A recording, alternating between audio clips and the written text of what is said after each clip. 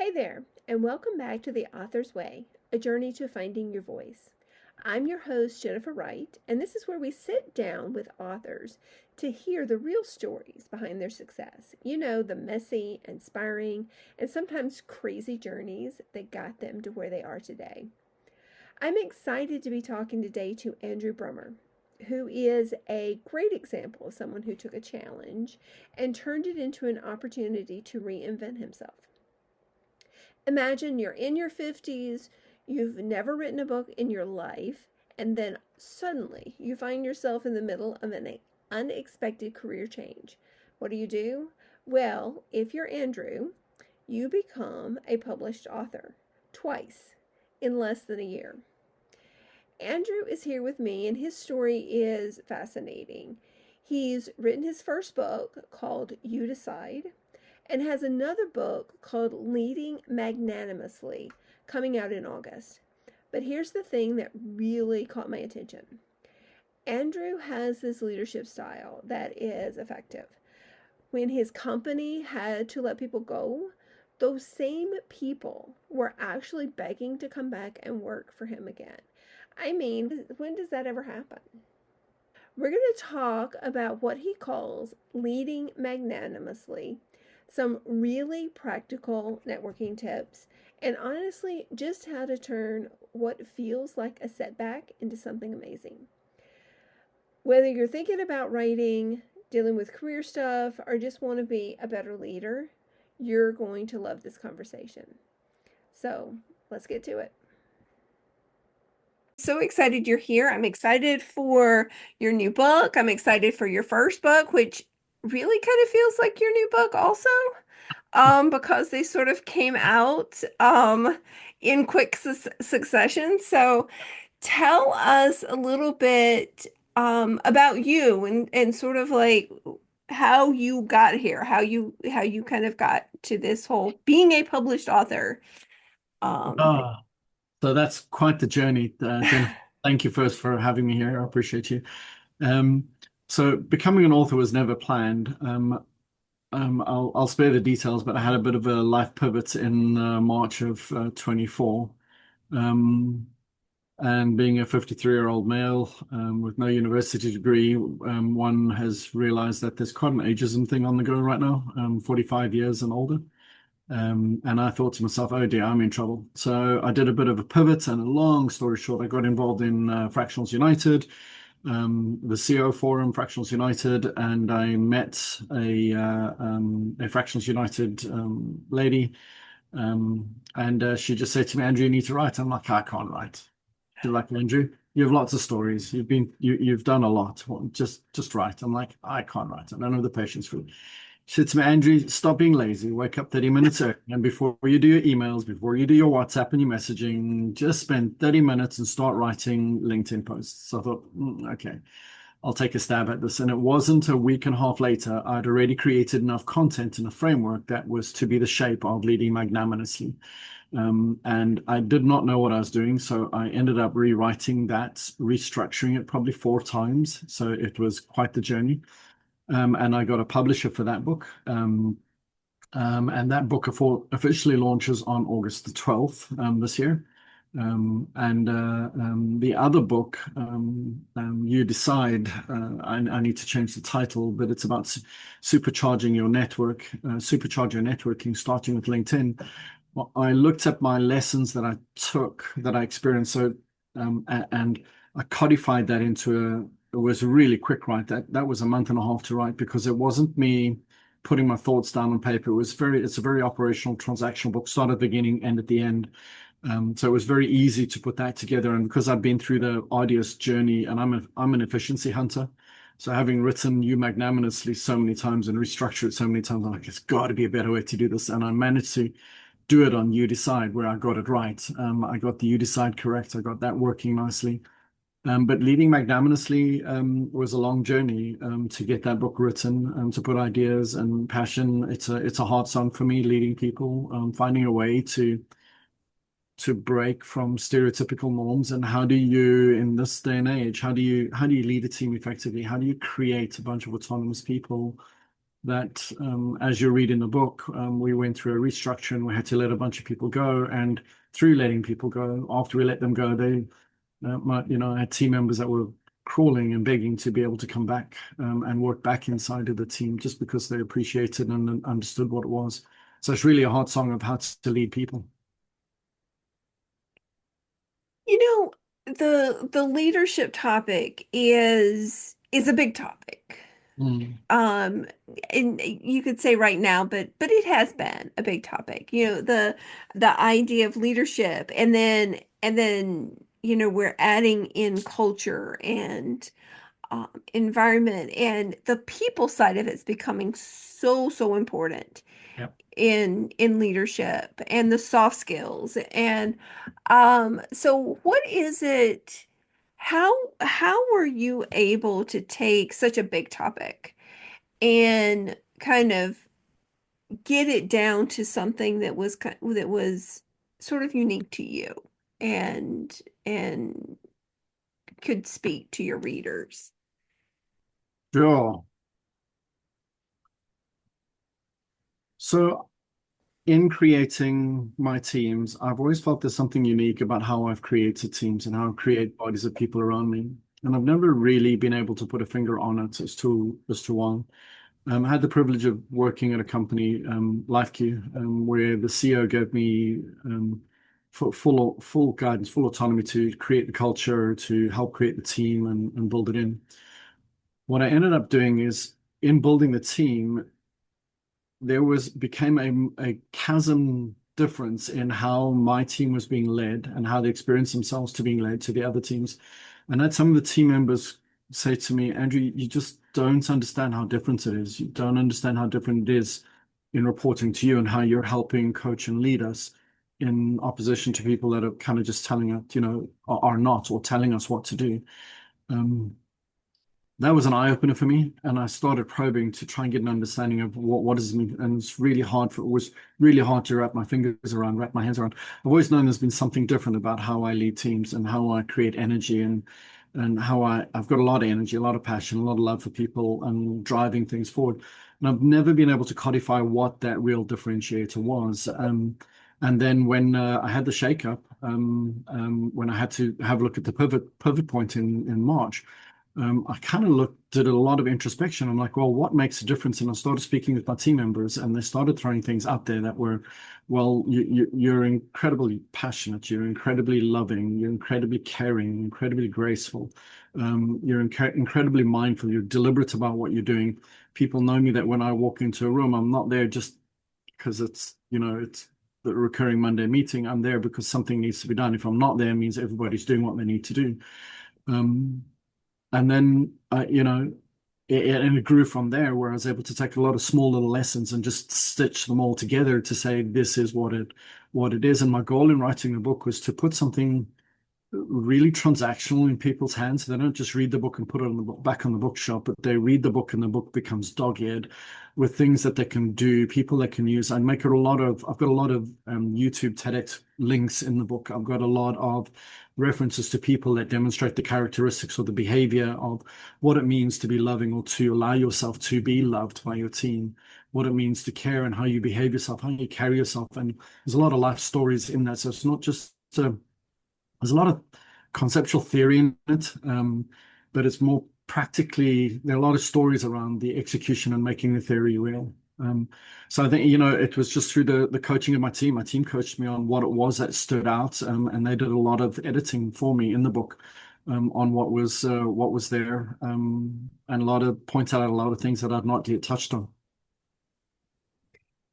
I I noticed this in your first book, You Decide.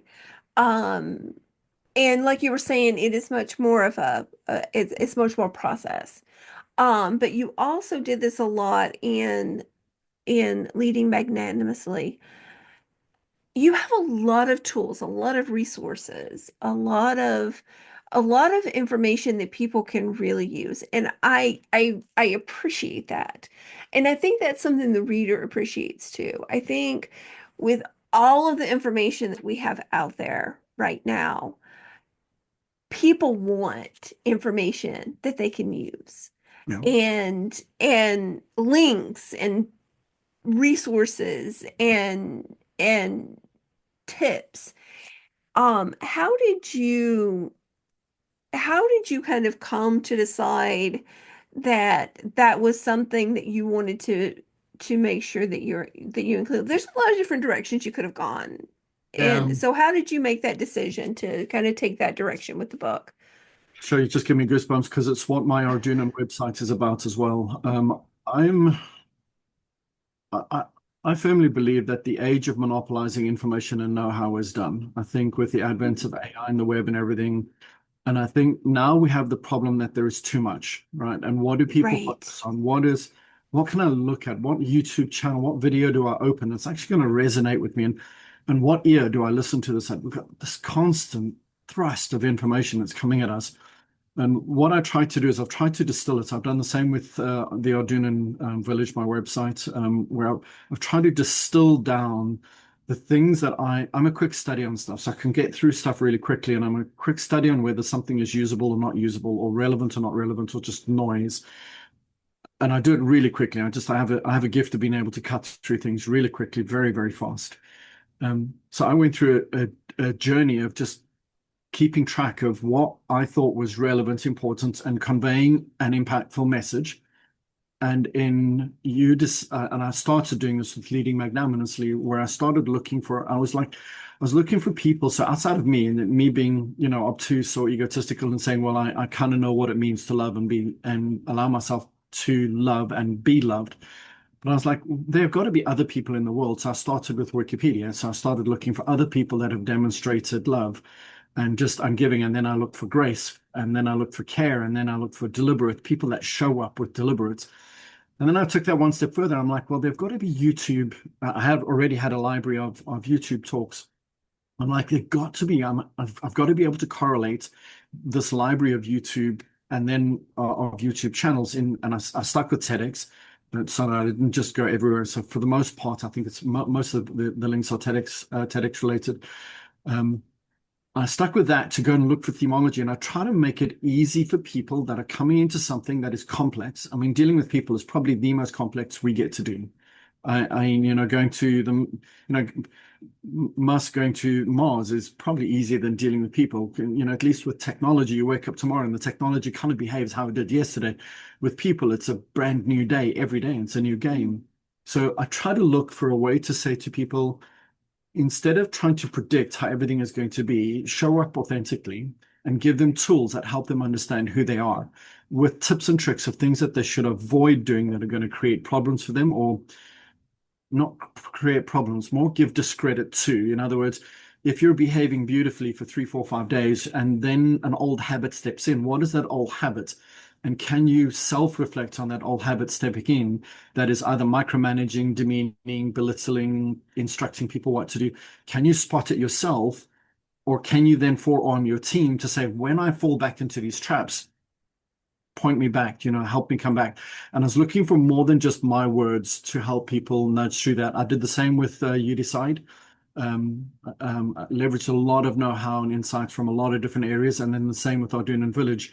And the goal there again is just to be able to say to people when they're pivoting, here's a place to go to look for information. I don't have it all, but I'm coming at it from the CEO side, the CEO angle, the CO angle, the CTO. I'm coming at it from so many different angles. I'm trying to say, if you're pivoting, volunteering, giving, helping, sourcing, and there are so many ways when we're pivoting that if we keep a level head and we keep ourselves focused on what we're doing, and we don't just scramble after any new URL that comes along our way, that you can get very far. And that was my goal with it in everything I've done thus far since I looked at the pivot. For me, the pivot was hard. I was really hard. I'd been a servant pleaser and I did not look after my brand. I did not. It was a long journey to find who I am, what I do, why I impact people, where I'm impactful, and how do I then carry that message. And everything I've garnered from then till now, I've just repurposed and remade available to people so that they don't have to go through the journey I went through. You know, what you just mentioned, I don't think that's a unique situation. I talk to lots of people who have to make that pivot. They have to go into job transition. They have to, whether it's they get laid off from a job or their job is no longer working for them. I know myself when I was in corporate, I left my job. This was about 10 years ago, and my network was like 80% with my job. Yep. And so I had to really almost kind of start from scratch Yeah. with building a network. And there are a lot of people who are in that situation. And I think that's one of the things that I enjoyed so much about the book, You Decide, is it is a very practical way and a very useful way of building your network wherever you are in the Yeah. process. Yeah. And really, really building those relationships so that they can work for you. Yeah, I mean, when I started that journey, so you read in the book, you decide 1,200 LinkedIn contacts, and I think six of them were useful to me towards Mhm. not saying they weren't useful per se, but they were able to impact me moving forward, give me words of advice, do introductions, or do something that could help me move myself forward. More embarrassingly, most of those people, and I've learned since then, like most of us, most of those people on my LinkedIn, I've not touched for 5, 10, 15 Yeah. years. I mean, I was one of the early adopters of LinkedIn way, way, way back. And there's no relationship with those people, so you're embarrassed, right? You haven't maintained a relationship with these people. You can't go knock on their door and say, "Hey, pretty please help me." Um, and I did make the mistake of trying to sell on LinkedIn, and then I swiveled and I realized the selling is not working. I need to change my attitude. I need to view LinkedIn as a proper networking tool to go and Right. find and meet people, meet them where they're at, meet them who they're at, and offer to serve them. And then through that journey, I would find people whose message resonated, whose character and persona and approach resonated, where I would be sticky, remembered, and where they would be sticky and remembered, and we would help one another in whatever way was meant to be, whether and not expecting it to be reciprocal at all. I had the privilege of in working in the company LifeQ, where the CEO has done a fabulous job of keeping the organization afloat and keeping things moving forward. I had the time to be able to go and network, but it was crunch time. I mean, I've been working long hours, long, long, long, long hours. And my coaching with the book is start when you're 20. If not 20, start when you're 21. If not 21, start when you're 35. But start somewhere and develop a cadence and find the people out of the thousands of people you will network with and meet. There are a handful of people there that are really good. They're friends, they're work colleagues, they're people that you can know for a long time and maintain the relationship with them. And if you do that slowly, progressively, the younger you are, the more rich it will become, and the more powerful that network effect will become. The less crunch time you're going to have if you do end up in a soft pivot, soft repivot the way I did, or whether you are unfortunate, you end up in a hard repivot where you have no choice and the rug gets ripped out from underneath you. Then at least you've got the relationships that will allow you to step forward, and you don't have to then try and get out there to try and oversell yourself and try and scramble to try and get something moving. So my coaching to anyone is start developing your relationships, your network as young as you can, and maintain them. Those people that can't move on for you today, or you think are not going to make any big relevance to you today, they'll make a big difference for you tomorrow. In time to come, they'll be in positions where they can help you and you can help them. And I keep saying to people, you just never know what you don't know. You just Yeah. never know what small words people are going to say. They're going to make a fundamental difference to who you are and what you do and what you're capable of doing. And your words as well. You just have no idea just the short, brief, snap words you can say to someone, and a small introduction or small gift you can give someone, a knowledge, a website, a URL. You just never know what the downstream impact is going to be on that person, and most of us never get to know. I have one guy who introduced me to Fractions United. His name is Josh. He's on the CEO forum. And I embarrass him every time because he really is the guy that got me started on the journey I have been on with he got me going. And again, that was a 30-second discussion, and you just never know what you don't know. Ah, yeah, that's a powerful statement. I think we all have to be in a constant state of learning. And one of the things I really appreciate about your writing is how open you are with sharing. You like opened up everything, particularly in You Decide. You're just really kind of, I mean, you put, these are emails that messages that I use. This is the process that I use to do. So, I mean, it's very powerful to really be willing to share what's in your head and in your heart with others because you know that it can really help them. Yeah. Yeah, and to be fair, the advent of AI just doesn't, I mean, you don't win anything by hoarding information today. Today's about, Right. I mean, we have got to look after one another. This AI is going to catch up in a hot minute, and we have got to be looking after one another. Um, and if AI would have eventually, someone would have asked AI the right question, and it would have given out the example text that I've given. And my goal was just to say, you know what, I really need to take everything I'm learning and just pass it forward, just hand Yeah. it out there, make it available. I'd go so far to the extent that if I could cover just the cost of this You Decide book, I would make it available to anyone and everyone. I mean, this book, I Yeah. mean, the print cost of it is nothing. It's a self-published on Amazon. But if I could give 1 million copies of that thing away, I'd give it away and just get people to focus, just step away from being full of yourself, step away from selling Mm. yourself, and step into networking and meeting people, especially after COVID and remote work and hybrid work and everything. We've kind of forgotten what it means to kind of walk up and give someone a hug or shake their hand, and a Oh, perfect no. stranger. I mean, we've completely lost touch with it. Right. Right. Well, and I think that is one of the things that's very powerful about being able to use your words and being able to write and share is, you can create those connections.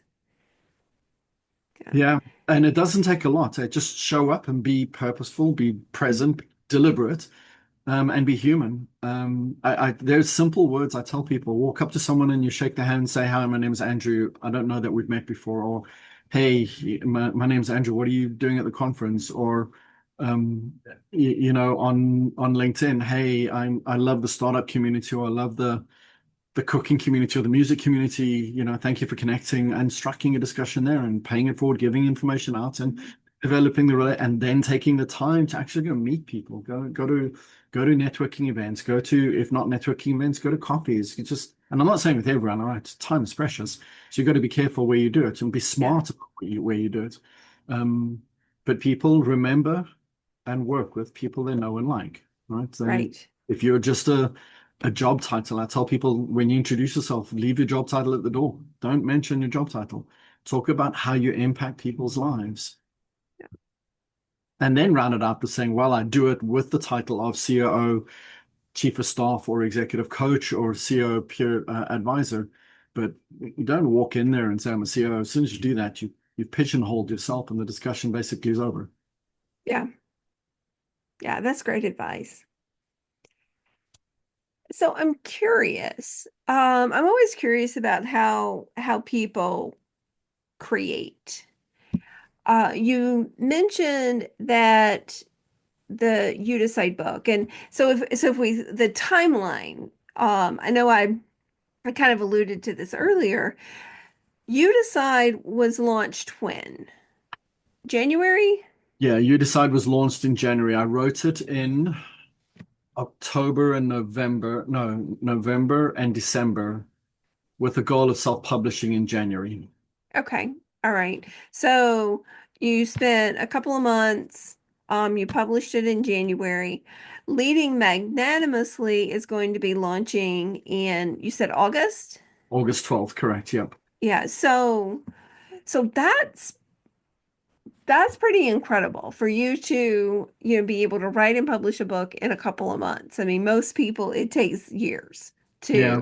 to publish their first book. So To be that's pretty incredible. Yeah, to be fair, the You Decide for me was easy because the You Yeah. Decide, I was teaching people what I was Yeah. doing before the book existed. And the only reason the book came to exist is because I had people that I was teaching about how I was doing and how I was networking and meeting people. I had people say to me, Andrew, instead of doing all of these free training sessions and Zooms and Google Meets and everything that you're doing, why don't you just write a book? And you Ah, know, yeah. you're doing it, you're giving your knowledge away, you're giving your insights away. Why don't you just write a book? Then I had a few people say that. I'm like, please, man, there's nothing behind this. And then to be fair, I got the number of demos and trainings got excessive. So I'm like, okay, maybe I need to do a book. So what I took was I already had a deck, I had a message, already knew the method of conveying it. Mm-hmm. So getting it down onto paper was really easy. I spent maybe an hour, 2 hours writing the table of contents, and then I carried my phone with me, and wherever I went, I looked at the thing and I'd already spoken about it so many times and I just recorded myself. I just recorded what I was going to say. I put that through a text translation and then converted that text into this book. And it was really, really, really simple because I knew the topic. I wasn't digging for it. I knew I had something that was working. So putting this book together was quite easy. Nice, nice. So how long has the process been though for leading magnanimously? Oh, that was tragic. That's embarrassing. Compared to this book, Leading Magnanimously, I started in March. And it took me March, and it took me March of 24, March of 20. 24. Okay. I started in March of 24, and I got the book off to the publishers. I'm guessing now, I'm trying to remember. It was about October. September I signed, and October I got the book off to them. So it was a long journey. And the frustrating part is just the hours and hours of rewriting and the sleepless nights of you write a chapter and you get down, you're creating a story, and when you read, you decide you see there's a story through it, and you in Leading Magnanimously, there's a story to how I've tried to structure the thing. Now, when you've written your second or third book, you kind of know that you got to put that. But book one, I didn't have it, so restructured, and not only just the contents, but the actual like there's a section called to be, and the inside of leading magnanimously, and it's about you need to decide to be so to be loving or not, to be deliberate or not, to be Yeah. caring or not, and then inside of that, each one of those sections, I rewrote those and included content and excluded took content out so many times. Um, it was a good learning. Let me just say, it was a great learning lesson for you to decide. But an embarrassingly long amount, just a lot of, I guess it was good learnings, good experiences. It just took a long time. No. And honestly, this is one of the things I run into a lot when I talk with people. Um, I don't think there's any hard and fast rule about how long it takes to write a book. I think it's all about, your goals and how and what you're trying to do. Yeah. I've had people say that, this book was been in the works for 10 years. Yeah. So I think you did a great job. I think I, yeah, I, I don't think you have to be quite as hard on yourself I about appreciate that. that. I think the Yeah, piece that eats me is or frustrates me because I'm an efficiency driver. I'm always looking for right, the fastest, smartest, smoothest, easiest way to get right. stuff done. So I'm okay with the time calendar. What frustrated me was the amount of times I Yeah, cycled through because I didn't know what I didn't know. I didn't know the yes, storyline. I didn't know how I needed to. I didn't know if I just knew, just take a breath, do a table of contents, figure that out, flesh that out a little bit, put some bullets inside of that. That's easy. I mean, the coaching you've also given me on kind of how to structure things has also helped. Put your contents together, put the structure together, put your bullets in there, put your highlights of the thoughts that you want to put in there, and have that ordered before you actually start detailed writing. And as you detail write, then forward modify. Don't be stuck with the structure you just put. Forward modify, but that at least puts the frame of it together, and that's why you decide was got done so quickly. But my frustration there was just it's clock hours, just rework. I needed. right, right. I also believe that writing it's creative work, and creative work just operates a little bit differently. Yes, yes, We yes, have to give ourselves a little bit of grace because yes, yes. our brains are crazy instruments sometimes, and we think we've got everything all figured out, and then all of a sudden this new thing pops up, and now we're off in a different direction. Yeah. So, yeah. You are right, and I appreciate the call out. I really do. And I mean, you're absolutely right. Yeah. Yeah. So, I have a question. One of the things that I noticed in both books is the imagery that you use. You have some consistency Yeah, across the books. And then also that sort of flows through on your website. And so what made you decide to kind of use that common imagery? And it feels like maybe there's some branding, yeah. some commonality that you're maybe going for. Yeah, very fortunate. So in Life Queue, I had a young lady working for me, very brandy, very artsy. She's fantastic at what she does.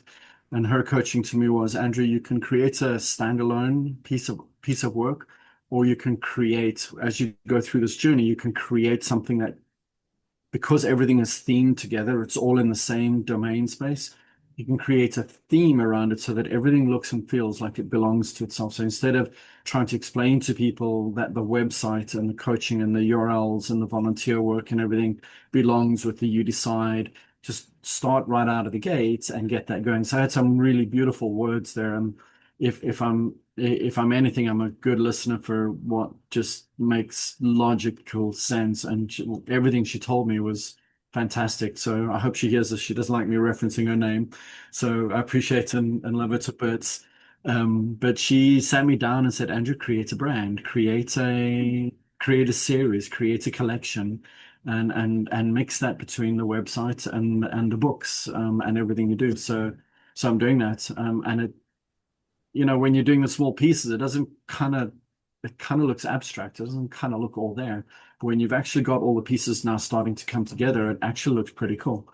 It actually it looks like it's glued together really, really, as well as it Yes. is glued together. It looks lovely. I I agree. I think it's very it shows a certain level of consistency, and it then becomes recognizable, which I love the way you even took that image and then used it throughout the chapters, in the chapter headings Yeah. and that. So I think it's beautiful. I love the colors. I love the simplicity of the image as well. So I think it's great, and I think it's a great idea, and it's something I would probably maybe even consider recommending to others, particular for those. I will have some that will say, I want to write this one book, but I think I've got three or four books Yeah. in there somewhere. And so I think that's a great idea And and for that that. was the key, is there are another three books I want to write. So Mhm. they all belong together. So Right. they're each their own theme, but together they create a big picture story, all focused at how do you, as a executive or CEO of a company, of a startup, how do you get this together? Where do you find your information? How do you build this? What is it you're building, and how do you stitch it together? How do you make sure you're trying to cover all the bases with this wealth of information that's out there? How do you pull this together? Leadership, investment funding, startup, running your company, creating it, leading your team, establishing your team, getting your brand, and so those are the things out there that I will pull together in a larger set. Yeah, yeah, I love that. And then it just becomes, um, when I don't know that we necessarily envision our books anymore on bookshelves like we used to. It used to be if you were thinking about publishing a book, you would imagine it on on the shelf in the Barnes and Noble, or I don't know, and maybe you do. I think a lot of people, that image has kind of changed over the years just because of, Yeah, the way the market is now. But it makes it easy to kind of imagine them sitting on the shelf side by side, yeah. and I think of some other authors that have done some similar things, and it's very recognizable and very consistent, It's and I important like when you that. go from book to book, even when you're on your Kindle or on the website. It's important that when you go from book to book to book, it's about how big brands have really made themselves present. It doesn't matter where you are, you have the knowledge that you are with that brand. And Right. that's the coaching that she gave me is create a brand that allows people to know no matter where they are in the journey of your brand, they are Yep. within the brand. Yep. Yes, I love it. I love it. So tell me a little bit about, I'm curious, your first book was self-published. Your second book, I believe you said you had a publisher. Correct. So tell me a little bit about that process. Is because people are very, I I get a lot of questions about, should I self-publish? Should I find a publisher? Then there's this hybrid model that's out there as well. How was that experience for you, having gone through sort of both of the processes? Do you have a recommendation? Do you, is there, you know, So I've yet to see the volume difference between going through the publisher versus self-publishing. Mhm. The reason I self-published is I wanted to get You Decide out. I Yeah. didn't believe it was a book that needed to wait. I believe that with the economy and where people were at and all the people I'd met, it was something that I felt needed to get into hands like immediately. So I did not want to go through the publishing life cycle of that 8, 9 month, getting your schedule, getting your slot, and then having your book out there. For me, that was a just a terrible waste of time, not for my time, but for the people that should be reading the book and using these things. 9 months in building network is an awful long time. And I wanted to get this thing out really quickly. Time will tell in terms of volumes as to whether self-publishing or going through a publisher was better. I will say going through a publisher, they helped me with a lot of crossing the T's and dotting the I's of things that Mm, I don't think of, which helped me get my the self-publishing done. It made it easier. I've been through 3 iterations of You Decide, where I've taken learnings from what they did in Leading Magnanimously and I've echoed them into the book to make sure that the books look and feel the same. The one thing I now need to do is I've got to make You Decide the same physical size as leading magnanimously because I want them being of the same ilk. Um, I honestly couldn't tell. It's been a great experience going through both journeys. I feel like I've been more chaotically in control of my own release through self-publishing, and I've been more um, um, constraint's not the right word. I've been more process bound by going through a publisher. So it's been right. as someone who I'm very impatient, I just want to get things done. It's been trying for me to follow the process and a tried and tested process that they have. It's been trying for me just to behave myself and not be an idiot and not say stupid, unnecessary things and just kind of wait and let the engine work itself through. But I would Okay. but I've learned so much by going through a publisher that helped the self-publish so much easier.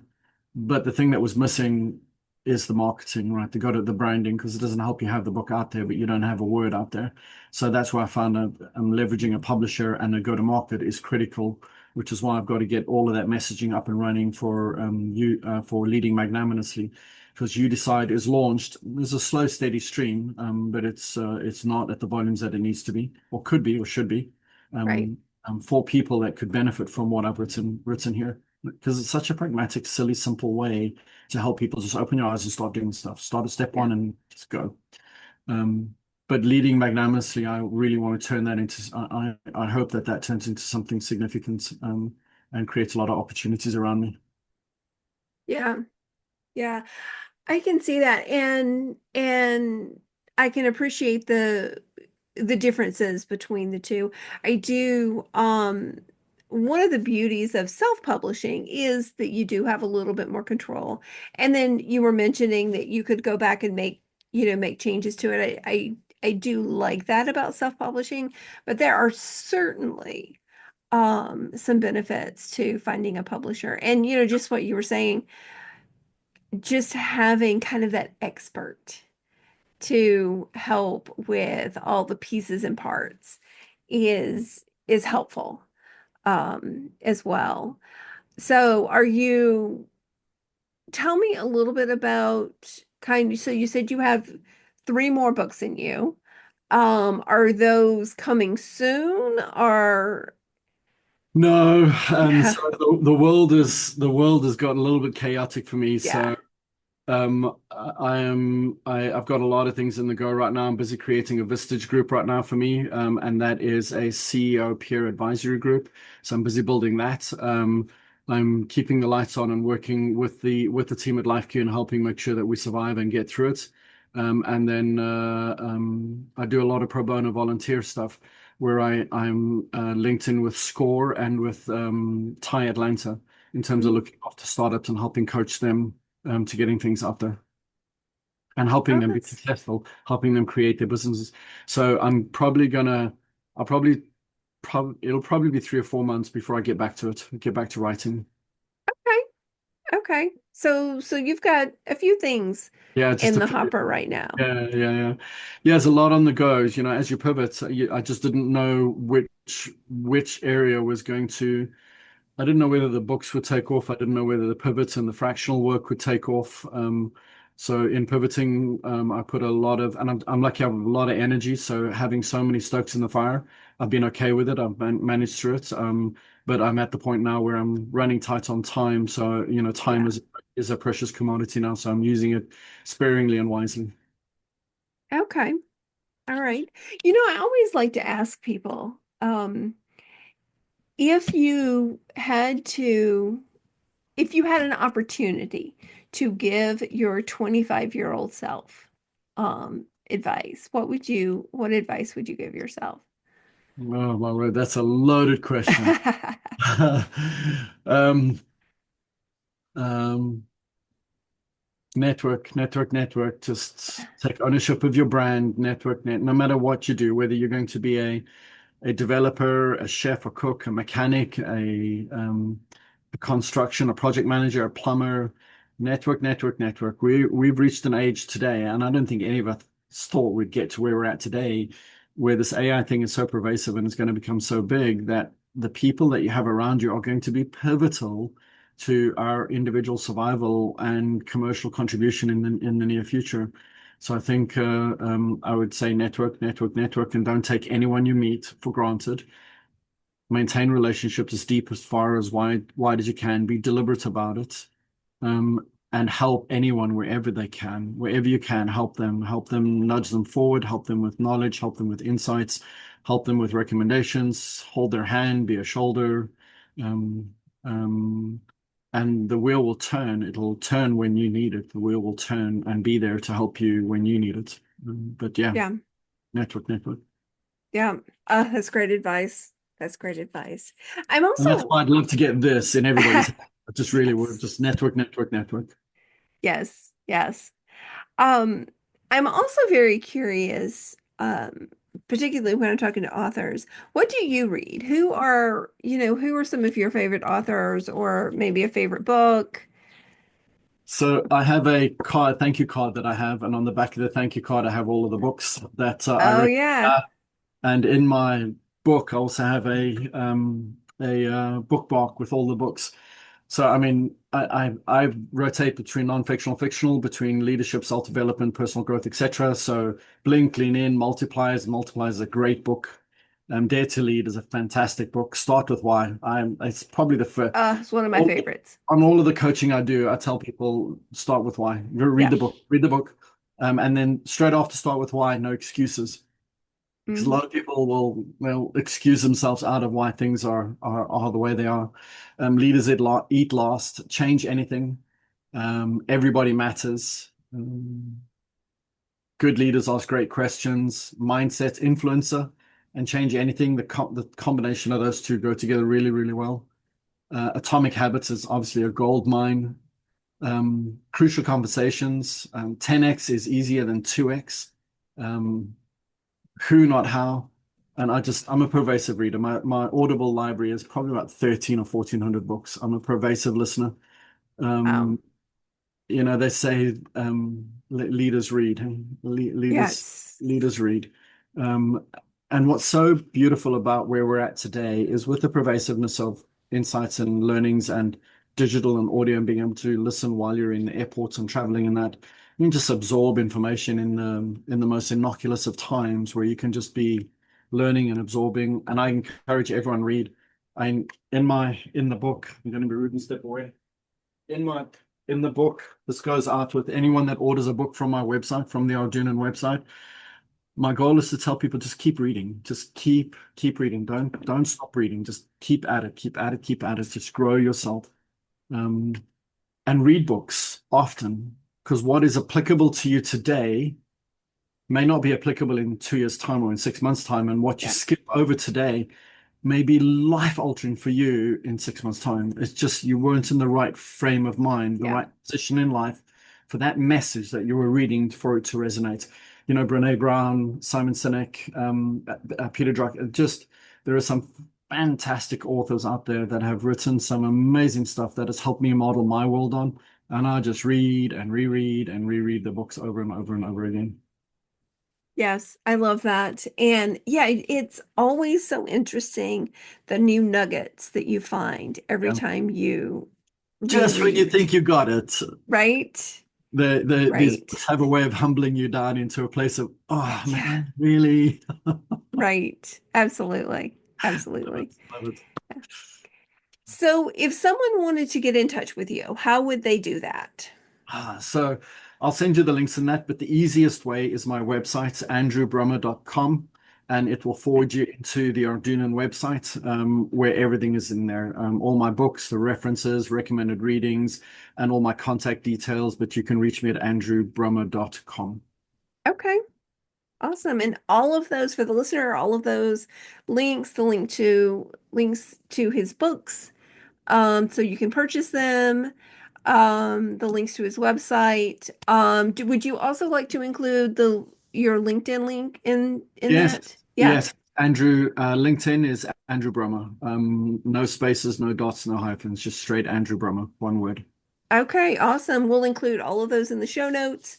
And so thank you, Andrew. This has been a fantastic conversation. I Thank really you. appreciate you spending some time and sharing some insights. And I'm really excited about, having your two books out there, and I'm looking forward to the launch in Yeah, August. a lot of work Um, to do, a lot of work to do. oh yeah, yeah, it is a lot of work, but it's totally worth it. Yeah. So yeah, so thank you so much, and to the listeners, thank you for listening, and have a great day. Thank you so much. I appreciate you. Thanks.